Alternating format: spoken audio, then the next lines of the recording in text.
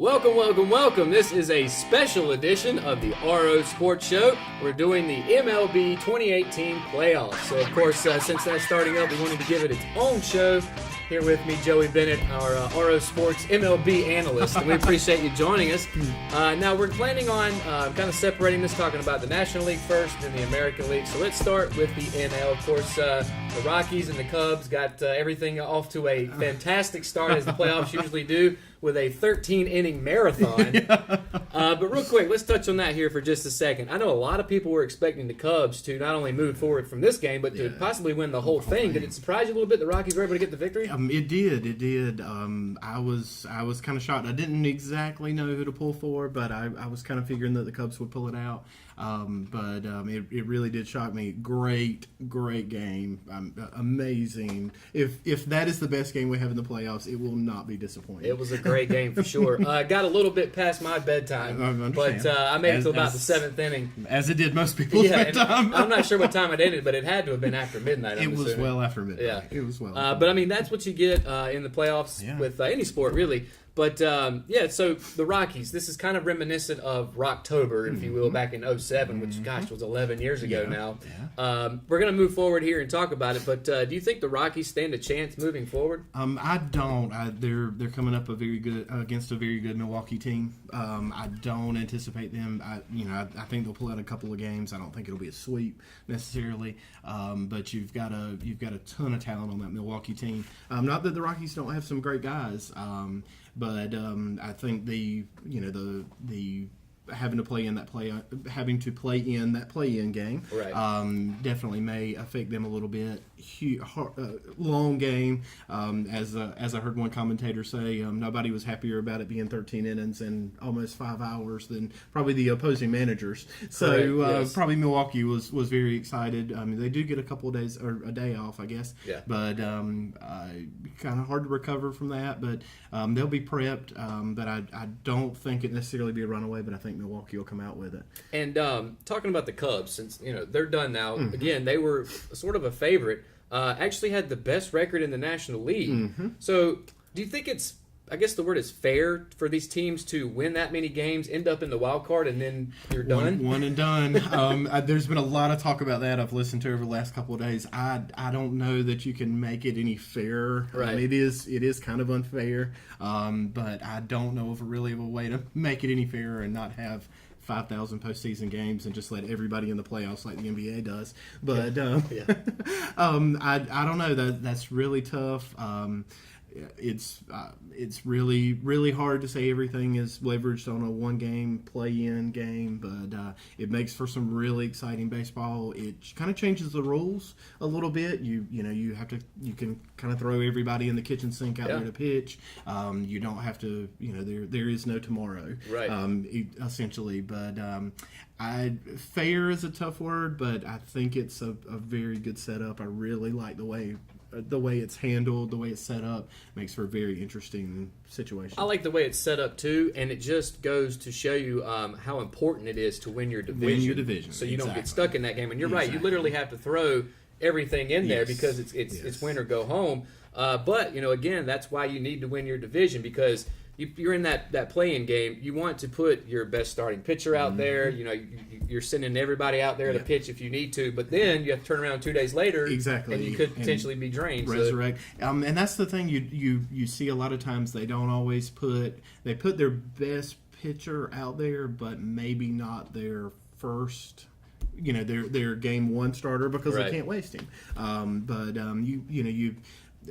The way I would see it, if I was managing, you put a guy out there for a couple of innings. If he has a bad inning, you take him out real quick and you play a bullpen game. There's some strategy to it. It's so much different than what they do during the regular season. Is so much different than the rest of the playoffs. It's really exciting. It's really fresh. It's really just brings on a whole different perspective. Brings out a whole different game plan.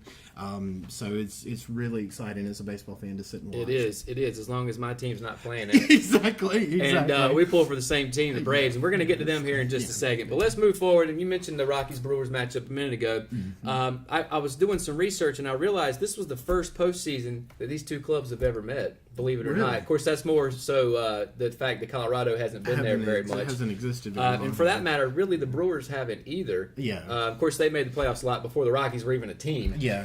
Well, and they were in the American League for a long time. That's too. true. You're Brewers right. were in the American League for a long time. Absolutely, that's So, also part of it. that's- But one thing that I'm also checking out here, Milwaukee's going to go with the first game, which, by the way, starting at 5 o'clock, 5:07 today, is going to do a bullpen by committee to pitch the game, Wow, I hadn't seen that. which is a little different, Yeah. although something that seems to be popping up more and more. Yeah. Of course, our good buddy Scott Emerson, his A's do that, and of course we'll touch on them when we Did do that the in the American playoffs. League. But what do you think about that? The fact, instead of having a starting pitcher go 6 or 7 innings, you just throw everybody out there. I really like it if you subscribe to the fact of it's dangerous for the hitters to see the pitchers a third time through. Right. I can definitely see it from that perspective. From a fan perspective, I don't like it as much because it takes away that marquee. I think I would not be surprised to see MLB do something about it in the next couple of years if it continues to be if it continues as a trend. This is something that picked up this year. It Yeah. may be completely gone next year. We may not ever hear from it again. But I'm not. I don't have a. I can see the strategy behind it. I don't have the worst feeling in the world about it, but I'm a baseball purist enough that Yeah. I don't like it. I'm the same way. I consider myself an old school fan, but at the same time, I get it because you have to experiment a little bit here and there when it comes Exactly. to baseball, especially just as far as like defense, all the shifts we see Exactly. now. 10 years ago that wasn't a thing. Yeah, it wasn't heard of. Again, if you have a starter, if you have a frontline starter who goes out and gives up 6 innings, 6 hits the first inning, they're going to yank him. Right. So it's going to be a bullpen game. Yeah. So it's not like it's unheard of. It's just being classified a little bit differently, and it adds a little bit of excitement. It does what you should do with strategy. It throws a monkey wrench in the other team's plans. They have to plan a little bit harder for the bullpen rather than they would for an opening, a starter that they were expecting to see 2 or 3 times through the lineup. It seems to me the reason they're going this way, Gio Gonzalez and Yuli Shashin have already pitched. They pitched Sunday and Monday, so that's kind of why they're going by this bullpen by committee. Now, on the other side, the Rockies, their Achilles heel, it seems, has always been pitching. Now, it seems like this year they had enough pitching. Yeah, pitching was better. A lot of the guys, back in the day, they would try to sign free agents. Now they've kind of gone by the formula of let's get our own guys, let's teach them how to pitch in high altitude. Yeah. And obviously it's worked out for them. But I imagine this is going to be a high offensive series, don't you? I would think so. I would think there's going to be a lot of scoring, a lot of home runs, especially when they go to Colorado.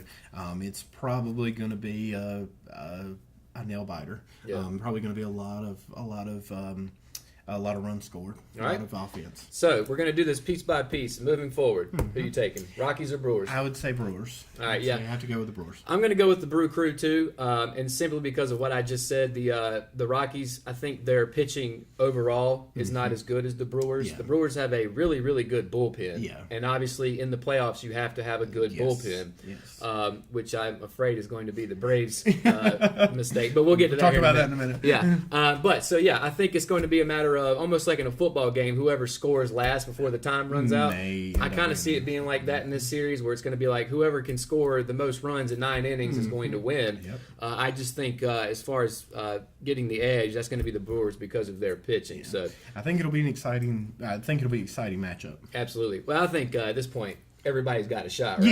Yeah, absolutely. So let's move forward. Let's talk about the Braves and the Dodgers. They're tipping off tonight around 8:30, 8 o'clock, somewhere in there. So that's going to be the late game. I was hoping the Braves would be able to get home field advantage. That would have been Unfortunately, they kind of petered out a little bit there at the Well, end. I don't know. And the Braves have had a better record this year in the regular season away from home. That's true. So I kind of thought that at one point, but you look at that. But it's different in the playoffs. You've got the fans behind you. It's a whole different ball game, even with home field advantage in the Sure. playoffs. I would have liked it as well. Absolutely. And taking a look at the matchups for Game 1 tonight, the Dodgers are going with, I'm going to butcher his name, but Hyunjin Ryu. I think that's how you pronounce it. I'll take that.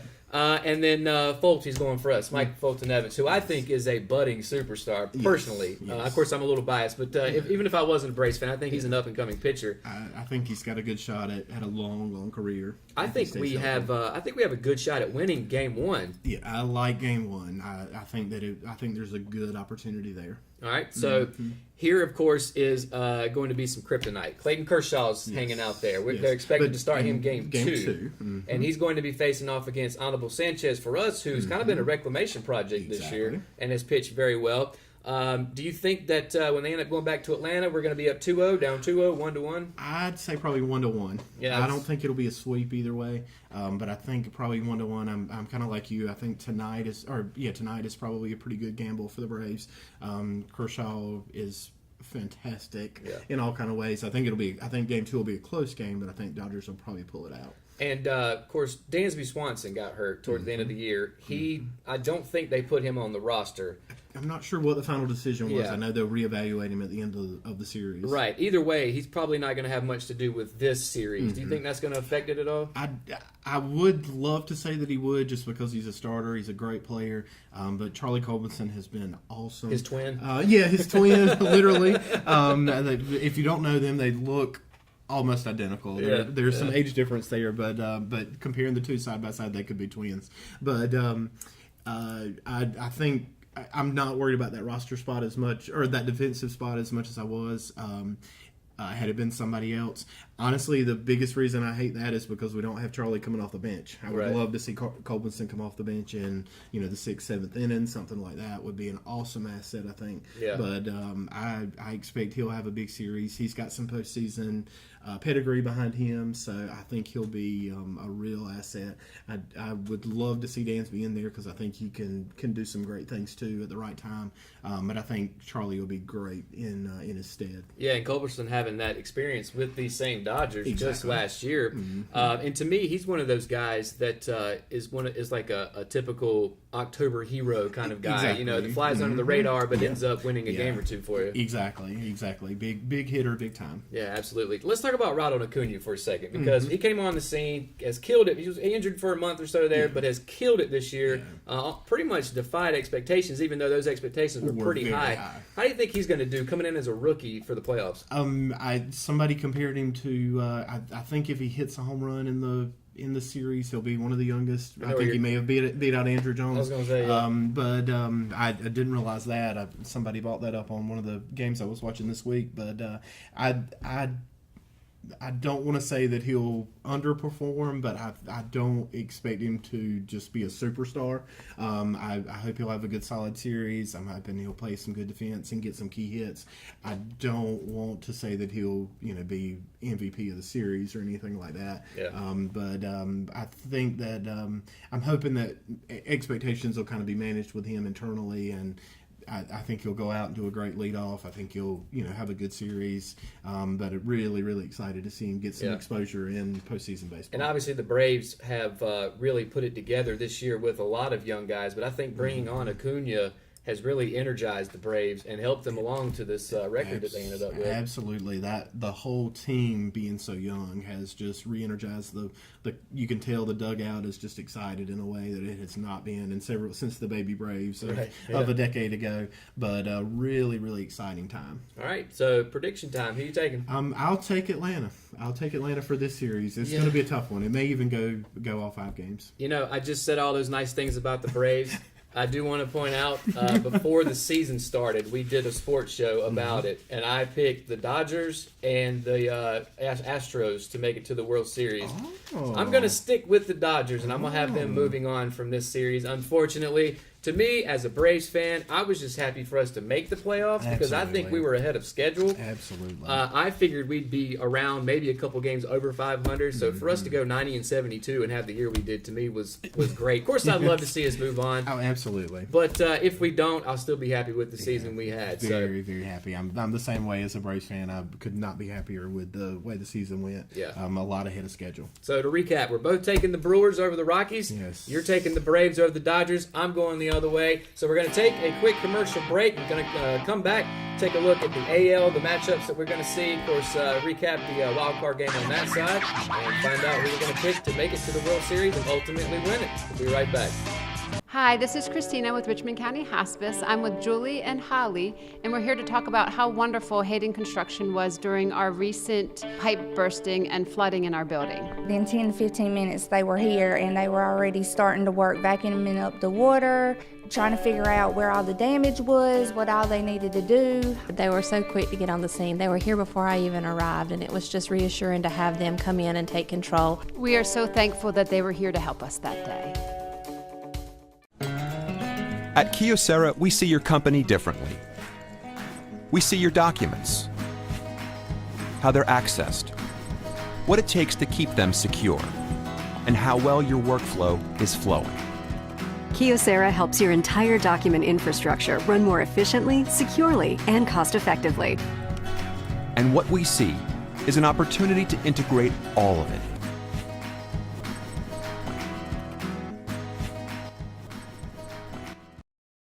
And welcome back to the RO Sports Show's MLB Playoff Special. Matt and Joey here with you. So we talked about the National League and where we think they're going to end up moving forward. So let's look at the AL. Of course, just last night, the Oakland A's took on the New York Yankees. And me personally, with Scott Emerson coming on the show and helping us out a lot, I obviously was pulling for the A's. Plus, I just hate the Yankees, as you probably do too, because they've kept us from a few World Series as Braves fans. But, I mean, let's just be honest. The Yankees did last night what they do. They hit home runs, right? Mm-hmm. Absolutely. They tore the cover off the ball.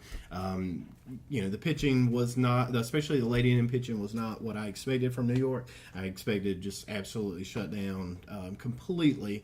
But I ran into some trouble there in the late innings. But I fully expected the outcome, just like you were saying, just home run after home run. Yeah. And the score was 7-2 at the end, so it seemed like the A's kind of stalled out on offense, and that vaulted pitching that Scott and the staff and all they have put together, who basically have been put together with Band-Aids, it seems like, have done well all year. Of course, last night didn't work out for them. But nonetheless, I think it was, talking about the Cubs, it kind of stinks to win. I think they won 90-something games, 92, 93 games, ended up losing outs. But the Yankees as well won 100 games, ended up playing in a wild card. There was a chance they could have gone home, right? Look at Tampa Bay. They did fantastic and didn't even get that opportunity. Right.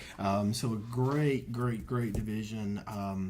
It's tough. It's just there's not a lot other you can say about it. It is absolutely winning tough. That division, like we were mentioning with the National League, is key. Boston had it from July. Everybody was thinking it was Boston was done, and New York was going to be one of the wild card teams. But it's a tough division. You got to play by the rules you're given, no matter how much you don't like them. Yeah, and at least for the A's, Chris Davis, I think, led the majors in home runs this year.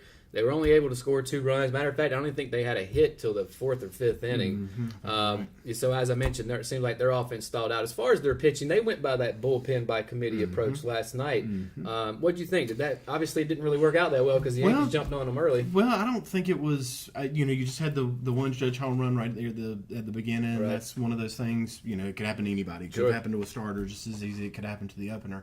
I think it worked okay for them. It just you've got a home run happy team in a home run happy park. You got a couple of good guys there. They settled down, and nobody scored there for 5 or 6 Right. 3 or 4 innings, I guess it was, after they got started. But I don't know necessarily that the bullpen by committee was the bullpen game was the worst thing in the world, or the thing that just absolutely sunk them last night. But it is what it is. Yeah, and you can make a case, at least for the A's. I mean, they also had one of the top bullpens this year, so you could make a case that it was better off for them to do that. That was their strongest hand. Play your stronger hand. Yes, exactly. So, but it all sets up. You've got to save somebody for game one just in case. Yes, there's no tomorrow, but You've got to at least hold on to one person. You Right. can't throw everybody out there. You've got to say maybe a couple of guys. You've got 13 guys on a pitching staff, or 13 guys or so on a pitching staff. You got plenty of people to come out of the bullpen and do what you need to do. And there's a reason why they expand the rosters for the postseason for that exact reason, so you can add a couple of guys on the bench as well. So, of course, the Yankees will be moving on. They'll be playing tomorrow night. We'll get to that here in a second. But the first game on the American League side tomorrow at 2 o'clock is going to be the Indians heading down to Houston to play the Astros. And to me, this one is pitching, and more pitching, right? It's going to be a low-scoring game, low-scoring series, you would imagine. Yeah. So just to start off here, the opening starters are going to be Corey Kluber and Justin Verlander, two Cy Young winners. It seems like everybody in this could win a Cy Young. I think that is going to be a phenomenal matchup, right? I'm expecting in this day and age, with as many guys striking out like they do, there might be 25 Ks tomorrow afternoon, right? You may have somebody with a no-hitter. You may have somebody with a perfect game, or a perfect game, or at least a shutout going for a good while. Yeah, I think. Talk about Verlander for just a second, because when he was his last couple years in Detroit, it seemed like he was going down that hill. It seemed like it was over, but this year, he's resurrected his career, hasn't he? Absolutely. So many guys have kind of resurrected their career in Houston. I don't know what the secret sauce is down there, but you got Charlie Morton, who played for the Braves for a long time, and everybody kind of considered him to fall by the wayside. He had a fantastic season. Yeah. Just some great things going on down there as far as pitching is concerned. Yeah. So interesting to see. And you never know what a new surroundings, it's cliche, but new atmosphere sometimes invigorates some people, and that may have been what brought Verlander back. So then, Game 2 is going to be Carlos Carrasco, who struck out over 200 guys this year. He's going to be facing Garrett Cole, who was second in the American League in strikeouts behind Verlander. And then Game 3 is going to be, guess what, another 200 strikeout guy in Mike Clevenger, and he'll be facing off against a Cy Young Award winner, Dallas Keuchel. So, like I mentioned, lots of pitching expected here. But let's talk about the offensive side. The Indians have a really good pair of young guys in Jose Ramirez, Francisco Lindor. But I feel like the Astros, and tell me if you feel differently, the Astros have a deeper lineup and kind of went about it the same way the Braves are doing, where they just build it they broke it down to the studs and build it right back up, right? From within. You have a great team. They've got some good names on there, some kind of non-household names, some names you don't recognize because they did it essentially like the Braves did. Yeah. And, so I would expect a lot of guys to strike out, but I would also expect this to be a series where a homer here, a homer there is going to be the difference maker, right? Absolutely. Could be a 1-0 game, very easily. Yeah. Could be a lot of 1-0 games. Absolutely. And I know that the Yankees and the Red Sox are matching up, and that's obviously the storied rivalry. But to me, I'm most excited about this Indians-Astros matchup. Probably because I am more of a baseball purist, and 20 home runs a game isn't my thing. I prefer a pitching duel. Exactly. And I think that's exactly what we're going to get. Of course, we could be completely wrong, and we've seen it plenty of times where guys come into the playoffs and don't do well on the mound. Exactly. Just or somebody, a handful of guys just get absolutely hot at the plate and just absolutely blow the cover off the ball. So. Yeah. Now, speaking of pitchers not doing well in the playoffs, that would be the Red Sox pitchers. The combination of Chris Sale, David Price, and Rick Porcello, who, I didn't realize this, the three of them have not won a playoff game in their careers. Wow. Yeah. I've not heard Believe that or not. And they're going to be facing that same Yankees lineup that just beat up on the A's. So, actually, before we get into that, who are you taking in the first matchup? In the first matchup, I'll take Cleveland. I'll take Cleveland. Okay, I'll take Cleveland. I love the Astros. I think they've got they've still got a lot of the guys from the World Championship team a couple of years ago. But I'll go dark horse on this one, I guess, and go Cleveland. Well, Cleveland and Houston are your last two AL pennant winners. That's why I think another reason why it's a great matchup. I'm going to take Houston because I'm still sticking by my guns, and LA Houston right now still looking pretty good just because they're both there, and I didn't completely screw up a pick. Now, moving forward, talking about the Yankees and the Red Sox. As I just mentioned, this is obviously a huge storied rival. Here's something I didn't realize, and I don't know if you realize this either. This was actually the last time these two teams have played each other in the playoffs since the 2004 ALCS when they made that 3-0 comeback. You would think as often as they're in the playoffs, they've met since then. Yeah, you've had two teams that have kind of roller coastered. One would have a good year, the other would have a good year. Somebody called to memory the other day of the Orioles winning not too long ago the division. I was like, where was New York and Boston that year? Right, Where was that? When did that happen? So you were talking earlier about how there's a lot of added pressure for the Red Sox because they won 150 games, it seems like. Yeah. And maybe perhaps the Yankees have that, we just won the wild card. We've got a little bit of momentum. There's more pressure on you guys. Is that going to affect this at all? I truly believe it does.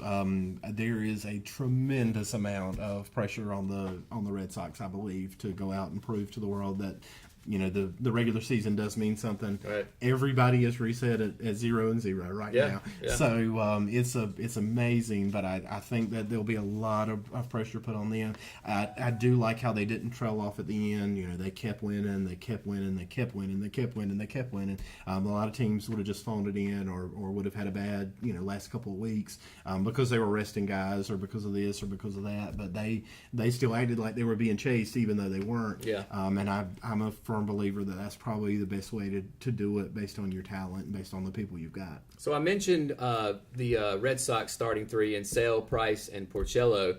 Severino pitched, the Yankees ace Luis Severino pitched a wild card game. So I'm reading here that they're going to start J.A. Happ tomorrow and then Masahiro Tanaka in game 2. I didn't realize how well J.A. Happ has pitched this year after he got traded from the Blue Jays. Looking at his stats here, he went 7-0 with a 2.69 ERA and 11 starts since he came over Wow, I from didn't Toronto. realize he had not had a loss since he came. That also includes a 1.99 ERA, 29 strikeouts, and 6 walks in 4 starts against Boston. Wow. Against that lineup that has 2 potential MVP candidates in yeah. Mookie Betts and JD Martinez. Who do you think is going to have the advantage to start out here? It's going to be a tough series. I really think it's going to be a tough series. I would probably say that Boston's probably going to end up pulling it out, but it's going to be a good series. I think it'll be a good playoff atmosphere type series. I think it'll be a tough series. Let me ask you a question before we wrap up our picks here. The American League teams have dominated record-wise all year. Yeah. Everything was settled weeks ago. A long time ago. Would it be, again, I use this word fair, would it be fair to say that any of the 4 teams on the American League side could beat all of the NL teams?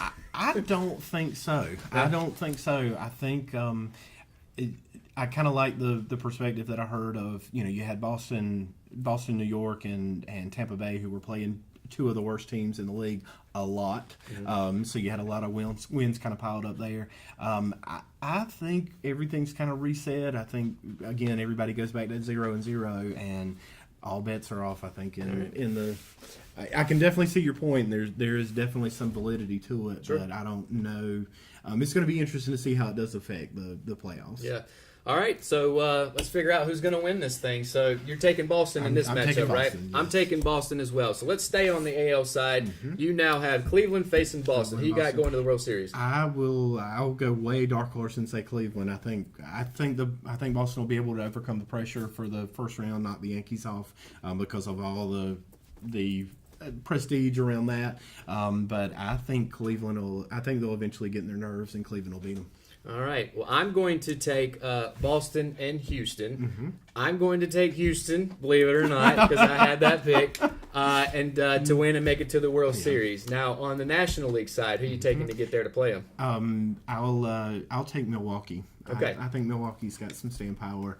So you got a Midwest World Series. Exactly. Again. Exactly, yeah. I would not...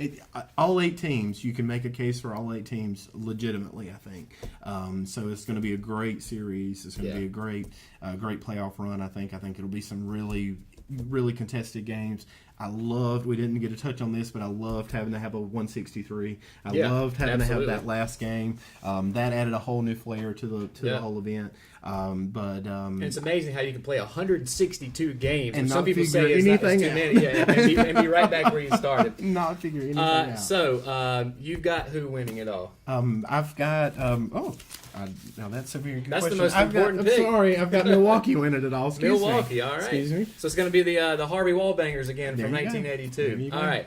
Well, I mentioned at the top of the show that at the top of the season, I had the Dodgers, I had the Astros. I'm sticking with that. And this just so happens to be here. And I didn't realize until I got in here. So I'm taking the Dodgers to win in the rematch from just last year. It'll be Dodgers and Astros. And I've got the Dodgers flipping it this year and taking home a World Series, but I got to get that off my head. Starting to burn a little bit. Absolutely, absolutely. So, Joe, we appreciate you joining us here for this Absolutely. MLB special. I'm very excited for it, as I'm sure you are. Absolutely, It'll be a great postseason. Of course, we'll come back after the playoffs are over and recap all that stuff as well. So that's going to do it for this special edition.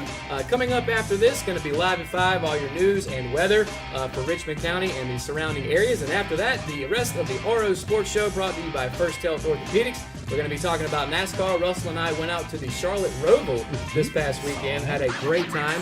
I saw a lot of wrecks. It was wonderful. It's like going to a hockey match or a hockey game and then waiting for a fight. We're also going to be touching on, of course, Raider football, that big win over Pinecrest last week. They've got Jack Britt tomorrow night, college football, NFL, so much more. So make sure to stay tuned here on Facebook, the Richmond Observer app. Of course, if you're listening on New Classic Rock, we appreciate you for joining us. Absolutely. All right. Have a great week.